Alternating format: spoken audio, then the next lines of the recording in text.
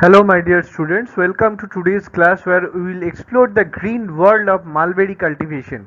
A topic that is not just helpful for your exam purpose but also gives you a clear idea of how mulberry farming supports sericulture and sustainable agriculture. In this video, you will learn how to choose the right mulberry variety, step-by-step process of mulberry cultivation from preparing the soil to harvesting, easy irrigation methods and how to use both organic and inorganic fertilizers, how to spot and manage common diseases like leaf spot, root rot, and how to control major and minor pests in a simple way. So, whether you are getting ready for your biology exam or just want to know how mulberry plants grow, this video is for you.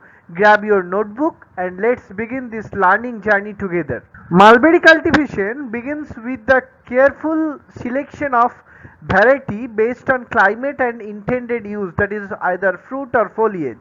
Common types include red mulberry or Morus rubra, native to North America and known for its reddish purple fruit; white mulberry, that is Morus alba, native to China and widely used in sericulture due to its white or pink fruit; and black mulberry or Morus nigra, valued for its rich flavored dark purple to black fruit. Successful cultivation also depends on appropriate site selection and soil preparation. Mulberries thrive best in full sunlight, that is 6 to 8 hours daily, and require well drained loamy or sandy soil with a slightly acidic to neutral pH, that is 6 to 7 pH. The site should be cleared of weeds and debris before planting.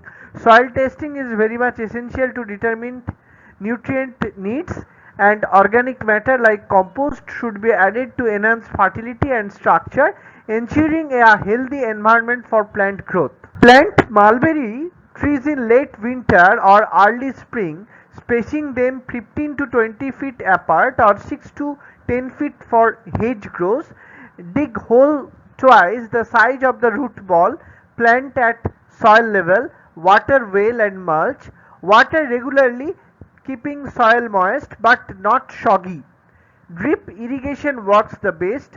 Fertilize in early spring with balanced or potassium rich fertilizer, that is 10-10-10 or 8-8-8. Prune in late winter to remove dead or crowned branches and improve airflow. Train trees as standards as espillers in small spaces. Control pests like spider mites and scale insects with miticides or insecticidal soaps. Prevent powdery mildew and root rot by ensuring good air circulation and proper drainage. Mulberries are harvested in late spring to summer when fully colored and slightly soft. Berries should be handpicked gently to avoid drainage. After harvesting, store them in the refrigerator for up to a week or preserve them by freezing or making jams.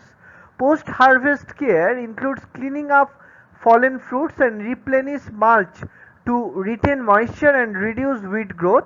In winter, protect young trees in colder regions using mulch or burlap and ensure soil is not too dry.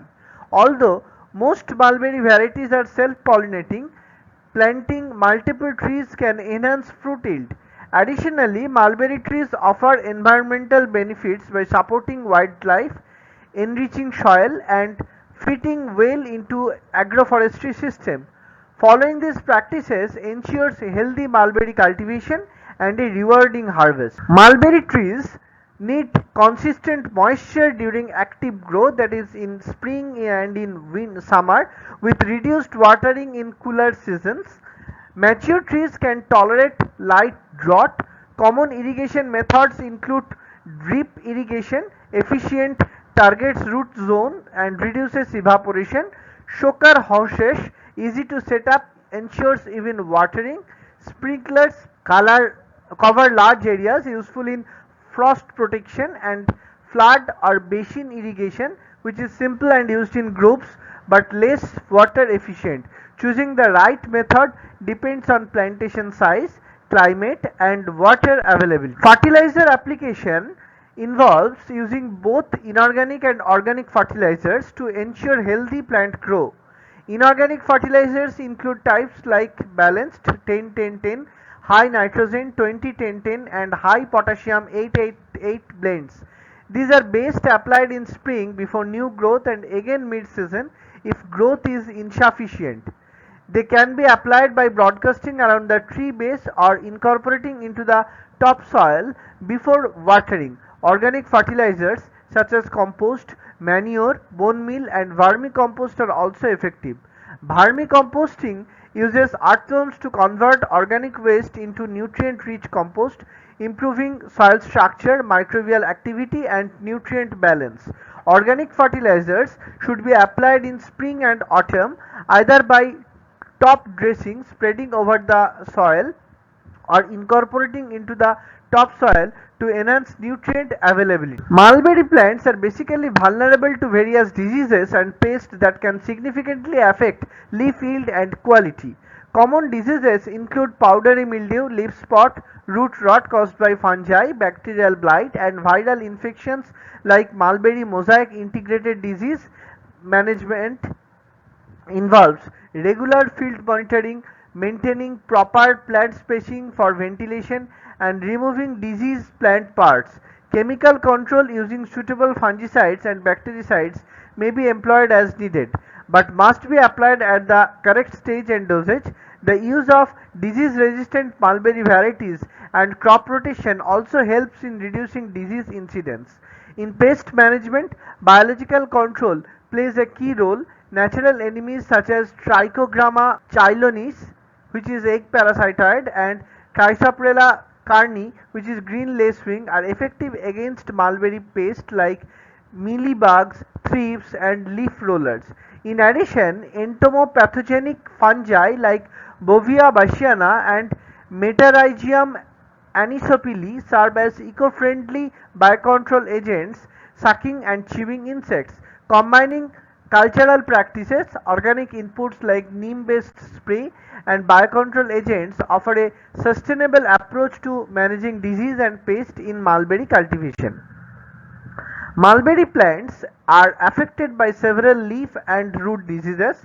Common leaf diseases include leaf spot, dark spot with yellow halos caused by fungi. This is a image showing, controlled by removing infected leaves, improving airflow and using fungicides. Powdery mildew, white powder on upper leaf surface in dry conditions, managed by avoiding overhead watering and enhancing ventilation and applying fungicides. Leaf rust, rust colored pustules or leaf undersides, prevent by removing infected parts using fungicides and planting resistant varieties. And leaf blight, irregular dead patches due to fungi or bacteria, controlled by ensuring proper spacing and applying fungicides. Among root diseases, root rot causes wilting and massy roots due to waterlogging and pathogens like Pythium and Phytophthora, managed by improving drainage and applying soil fungicides. Root knot caused by nematodes leads to gall and stunted growth and can be managed by using resistant varieties, practicing crop rotation and applying nematicides when necessary. Pest management in mulberry involves controlling both major and minor pests to ensure healthy foliage. Major pests include the silkworm or Bombyx mori, whose larvae feed on leaves causing defoliation. This can be managed using trichogramma and minimizing chemical use. Spider mites cause stippling and webbing on leaves and are controlled with miticides. And natural predators like ladybugs and proper watering. Among minor pests, aphids are sapsuckers that cause leaf curling and are managed using neem oil, insecticidal soap and lacewings. Scale insects with hard cells on stems and leaves weaken plants and can be controlled with horticulture oils and pruning. White flies, which feed on leaf undersides and cause leaf drop, are managed with yellow sticky traps, insecticidal soap and natural predators. Caterpillars, which chew leaves, can be hand-picked. treated with Bacillus thuringiensis or BT, or controlled with suitable insecticides. So my dear students, today we explored the essentials of mulberry cultivation, from maintaining proper irrigation and applying the right fertilizers, both organic and inorganic, to effectively managing diseases and pests. We learned how to identify common leaf and root diseases, use biological controls like trichogramma and BT, and the importance of eco-friendly farming practices. Remember, a healthy mulberry plant means healthier silkworms and better silk yield. Thank you so much for watching and learning with me. If you found the content helpful, please don't forget to like, share and subscribe to the channel. Keep exploring the wonders of biology. See you in the next class. Bye.